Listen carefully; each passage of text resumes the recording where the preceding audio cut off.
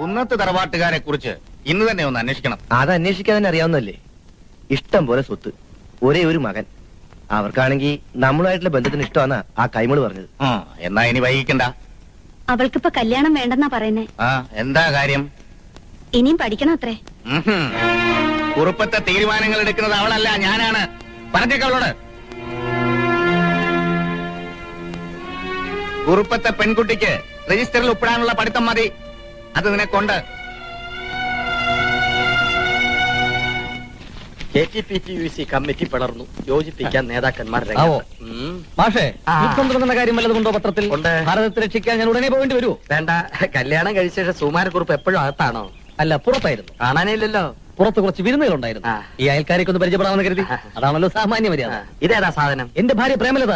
ഓഹോ, ഞാൻ ഡ്രില്ലിയാര് അലിമാഷ്. ഞാൻ അലിയാര് ഡ്രിൽ മാഷ്. വരൂ. സിസ്റ്ററെ, ഭർത്താവിനെ പൊക്കി പറയാണെന്ന് വിചാരിക്കല്ലേ. കല്യാണം കഴിച്ച ശേഷം സുമാരക്കുറിപ്പ് നല്ല താടി ചുരുണ്ട് കൊഴുത്ത് വെളുത്ത് സുന്ദരനായല്ലേ? അതെ. പ്രേമലതയും ഇത്. മഴമേഘങ്ങൾ കാത്തു കഴിയുന്ന വേഴാമ്പൽ ഒരു തുള്ളി ദാഹനീരിനായി എത്രമാത്രം കൊതിക്കുന്നുവോ അപ്രകാരം സ്വന്തം മകനെ കൺകുളിർക്ക കാണുവാനുള്ള അടക്കാനാവാത്ത അഭിവാഞ്ഛയുമായി ആ പിതാമഹൻ രക്തം തളം കെട്ടിക്കിടക്കുന്ന യുദ്ധഭൂമിയിലേക്ക് കടന്നു വന്നു. ചതിവിന്റെയും ആത്മാർത്ഥതയില്ലായ്മയുടെയും പൊള്ളയായ മുഖം ആ പാവം പിതാവ് കണ്ടില്ല. അസ്സലാമു അലൈക്കും.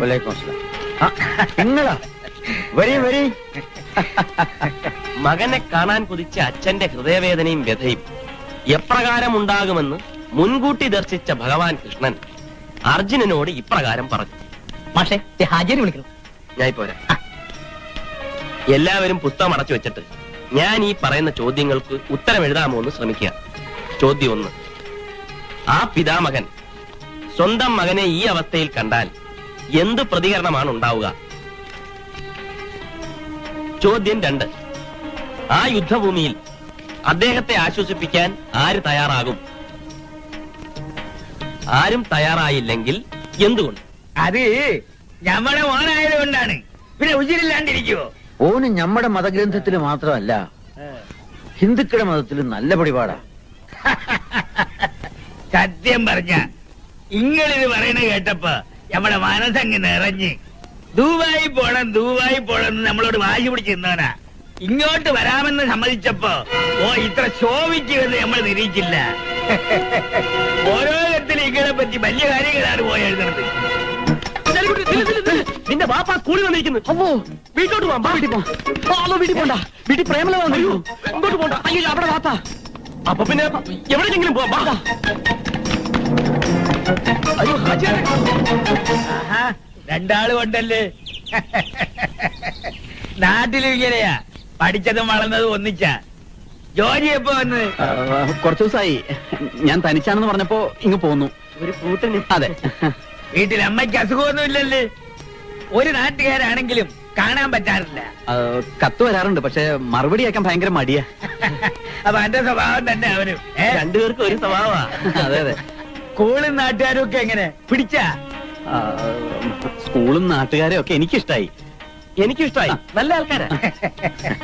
എന്തും തരണം ചെയ്യാനുള്ള ചങ്കൂറ്റം വേണമെന്ന് പറഞ്ഞിട്ട് ഇപ്പൊ കണ്ടു. ഞാൻ ആ സമയത്തില്ലായിരുന്നെങ്കിൽ എന്താകുമായിരുന്നു സ്ഥിതി? ഒരു മുന്നറിയിപ്പില്ലാതെ ബാപ്പ ഇങ്ങോട്ട് വരുമെന്ന് ഞാൻ അറിഞ്ഞോ? കുഞ്ഞാലിക്കുട്ടി, ഒരു കാര്യം ഞാൻ പറയാം. നീ വിചാരിക്കുന്ന പോലെ അത്ര സിമ്പിൾ അല്ലത്. ഇന്നിപ്പോ ഇത്രേ സംഭവിച്ചുള്ളൂ. എന്നാലും ഒരു ദിവസം ഹാജിയാരിത് അറിയും. അതിന് വലിയ താമസം ഉണ്ടാവില്ല. എടാ, ആചാര്യത അറിയുന്നതിലല്ല കാര്യം. അറിഞ്ഞാൽ എങ്ങനെയായിരിക്കും പ്രതികരിക്കുക? പ്രതികരണം പ്രതികൂലമാണെങ്കിൽ അത് അനുകൂലമാക്കാൻ എന്താ വഴി? അതാണ് ആലോചിക്കുന്നത്. നീ കാര്യം എന്താന്ന് വെച്ചാൽ മനസ്സിലാവുന്ന ഭാഷ പറ. ഇപ്പൊ ഏത് ഭാഷ പറഞ്ഞാലും നിനക്ക് മനസ്സിലാവില്ല. തന്നെയുമല്ല, ഇനി അങ്ങോട്ടുള്ള കാര്യങ്ങൾ പറയാനുള്ളതല്ല, പ്രവർത്തിക്കാനുള്ളതാണ്.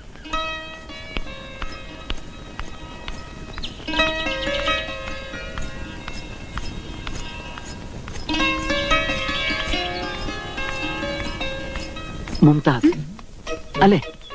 അതെ. എന്നെ മനസ്സിലായില്ലേ? കുഞ്ഞാലിക്കുട്ടി, ഇവിടെ ചങ്ങാതി ജോജി. കുഞ്ഞാലിക്കുട്ടി പറഞ്ഞപ്പോ ഞാൻ വിചാരിച്ചു ഈ സ്കൂൾ മാനേജറുടെ മകളെ പറ്റി പറയുമ്പോൾ ഉണ്ടാവുന്ന ഒരു അതിഭാവുകത്വമായിരിക്കും. അല്ല, അവന് യാതൊരു കലാബോധവും ഇല്ല.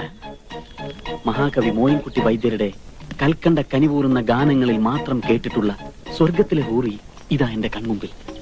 റംസാനിലെ ചന്ദ്രിക ഭൂമിയിലേക്ക് ഇറങ്ങി വന്നതാണോ അതോ മാലാഖ മനുഷ്യരൂപത്തിൽ അവതരിച്ചതോ? ഞാനെന്താ സ്വപ്നം കാണുകയാണോ? ഇതാണോടാ നിന്റെ പ്രവർത്തന ശൈലി? എങ്ങനെയെങ്കിലും ഈ ഏടാകുളത്തിൽ നിന്ന് തല ഊരാന്ന് വിചാരിക്കുമ്പോഴാ അവന്റെ ഒരു പ്രേമനാടകം. ഇവൻ ഇതെന്തോന്ന് കിടന്ന് തുള്ളാതെ കാര്യം എന്താന്ന് പറയടാ. ആ മുംതാത്തിനെ വഴി പിടിച്ചു നിർത്തി എന്തൊക്കെ അനാവശ്യമാണ് നീ പറഞ്ഞത്? അപ്പോഴേക്ക് ന്യൂസിങ് എത്തിയല്ലേ? ഈ പെണ്ണുങ്ങളെ പോലെ ഇത്ര ചീപ്പായിട്ടുള്ള ചീപ്പായത് നീയല്ലേ, അവളാണോ? ആ ഹാജിയാരോട് പോയി പറഞ്ഞിരുന്നെങ്കിൽ. ഇതാണ് നിന്റെ ബേസിക് ആയിട്ടുള്ള കുഴപ്പം. എടാ ഞാൻ പറഞ്ഞില്ലേ, എന്നായാലും ഒരു ദിവസം ഹാജിയാരിത് അറിയും. അന്നുണ്ടാകുന്ന പ്രതികരണത്തിന് ഒരു അയവ് വരുത്തുക, അതാണ് നമ്മുടെ ലക്ഷ്യം. അതിനാദ്യം അവളെ കയ്യിലെടുക്കണം. അതിനുള്ള ചവിട്ടുപടിയാണ് ഈ പ്രേമനാടകം. ഇങ്ങനെ പോയാലേ ഹാജിയാർ ചവിട്ടി വടിയാക്കും. കോമഡി വേണ്ട, നീ മനസ്സിലാക്കാൻ വേണ്ടി പറയാ. ഒരു ചെറുപ്പക്കാരന്റെ നിരന്തരമായ സാമീപ്യം ഏതൊരു പെണ്ണിന്റെ മനസ്സിലും നേരിയ ചലനം സൃഷ്ടിക്കും. പ്രത്യേകിച്ചും അവനൊരു സുന്ദരനാണെങ്കിൽ. എന്നെ കൊണ്ട് അതിനൊന്നും പറ്റൂല. അതിന് നിന്റെ കാര്യം ആരാ പറഞ്ഞത്? പിന്നെ സുന്ദരൻ എന്ന് പറഞ്ഞത്? നീയാ സുന്ദരൻ. പിന്നെ നീയാ? ആ ഫസ്റ്റ് പറ.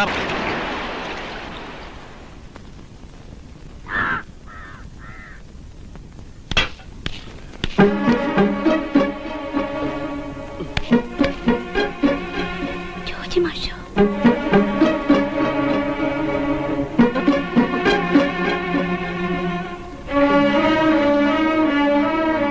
ജോജി മാഷോ,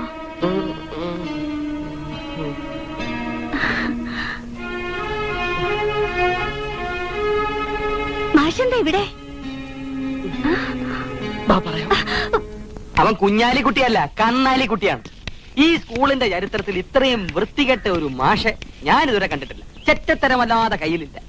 ആ ഹാജിയാർക്കുള്ള നിലയും വിലയും ഇവൻ ഒരുത്തനായിട്ടില്ലാണ്ടാക്കും. ഈ ചെറ്റ എങ്ങനെ ഒരു മാഷായി? കൈക്കൂലി അല്ലാണ്ടെന്താ? ഏത് നേരം ആ ഹാജിയാരുടെ മകളുടെ പുറകെ. ഹാജിയാരെങ്ങാനും അറിയണം, അവന്റെ തല പോവും. നേരാണോ ഇതൊക്കെ? പിന്നെ ഇവനെയൊക്കെ വെടിവെക്കണം. ഏതായാലും ആളൊന്ന് ശ്രദ്ധിക്കുന്ന നല്ലതാ. സാരി ചുറ്റി ആരെ കണ്ടാലും പഞ്ചാര വർത്തമാനം പറഞ്ഞ് പുറകെ കൂടും. 2 ദിവസം കൊണ്ട് ഏത് പെണ്ണിനെയും വലയിലാക്കും. എനിക്ക് അനുഭവം ഉള്ളതാ. പ്രേമലതേ, എന്തിനാണ് ഇങ്ങനെ വിളിച്ചു പോകുന്നത്? നിനക്കൊരു പെണ്ണും പിള്ളേണ്ടെന്ന് ഈ നാട്ടുകാർക്ക് ഒഴുക്കി അറിയാം. അറിയാം, എന്നാലും വിളിച്ചാൽ അവൾക്കൊന്ന് വിളി കേട്ടൂടെ? പ്രേമലതേ. ഏട്ടാ, ചേച്ചി ഇവിടെ ഇല്ല. ആ മാസ്റ്റർ വീട്ടിലേക്ക് പോയിരിക്കാം. അവൻ 2 ദിവസം കൊണ്ട് ഏത് പെണ്ണിനെയും വലയിലാക്കും. എനിക്കെല്ലാം മനസ്സിലായി. ഒരിക്കലും ഞാനിത് ആരോടും പറയില്ല മാഷെ. മാഷയുടെ സാഹചര്യങ്ങളൊക്കെ എനിക്കറിയാവുന്നല്ലേ. ആ അലിയാരി മാഷിനെ കാണാൻ ഇതറിഞ്ഞാൽ ഈ നാട്ടിൽ ഭൂകമ്പം ഉണ്ടാകും. അതുകൊണ്ട് ആരോടും പറയരുത്. എന്നെ പൂർണ്ണമായും മാഷക്ക് വിശ്വസിക്കാം. പ്രേമലത എന്നെ വിശ്വസിക്കണം. നമ്മൾ തമ്മിലുള്ള ബന്ധം മറ്റാരും അറിയരുത്. ഇല്ല മാഷെ, ഞാൻ ഒരിക്കലും മാഷെ ചതിക്കില്ല. സത്യം. ചേട്ടൻ പറയട്ടെ. എനിക്കെല്ലാം മനസ്സിലായി. രണ്ടു കുറച്ച് വഞ്ചിക്കായിരുന്നല്ലേ? അയ്യോ.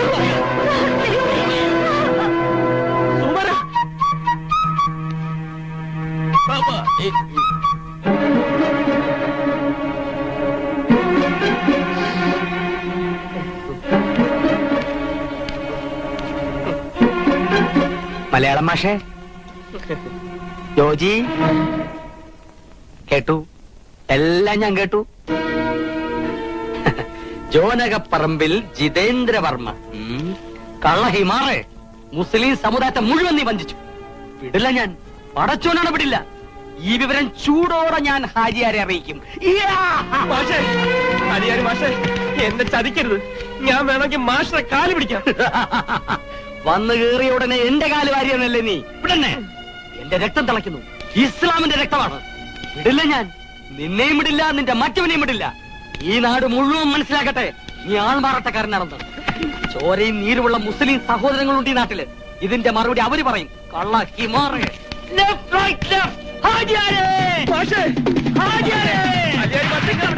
കേൾക്ക്, എന്തിനും സമാധാനം ഉണ്ടാക്കാം. എടുത്തി ആടി ഒന്നും